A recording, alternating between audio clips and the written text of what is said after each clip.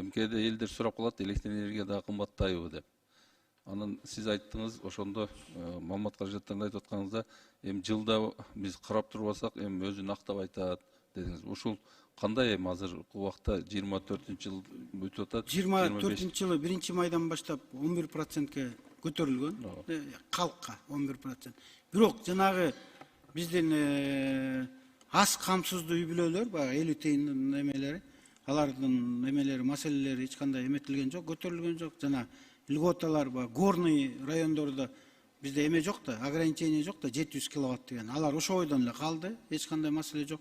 Эми өзүңүз билесиз жакшы. Бул жылга көтөрүлөт. Мен аны жашырбайм. Жылга канча пайызга? Инфляцияга жараша болот. Мына мисалы үчүн быйыл мурдагы жылы почти 20 тыйынга көтөрдүк эле, 23 тыйынга.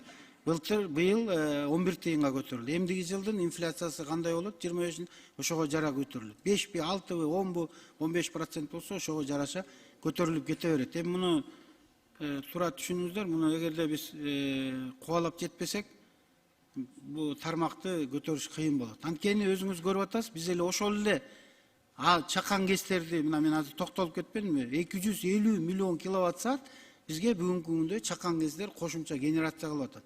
Биз аны 4 сом 42 тыйындан сатып алып атабыз.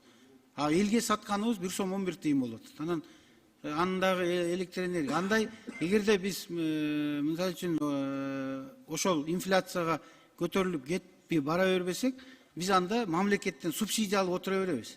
Ал субсидия деген жанагы эле ошону пенсияга кошуп, врачтардын, мугалимдердин айлыкка кошуп берип, же болбосо мектеп, бала бакча салгандын ордуна биз кайра электр энергия жеп коюп атабыз. Ошон үчүн ар бир товар өзүнүн баасы болуш керек да, ошого жараша биз инфляцияга биз анча эметкен жокпуз. Эми 10 тыйын, 11 тыйын, мындайча айтканда бир квартира, бир комнат квартира болгону 30 тыйын, 40 тыйынга эле көбөйөт экен да, ошондой сыяктуу да.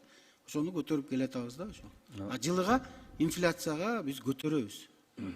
Эми аны ачык эле айтыш керек. Туура айттыңыз. Эми кээ бир кошуна мамлекеттерге караганда бизде Кудайга шүгүр баа ылдый.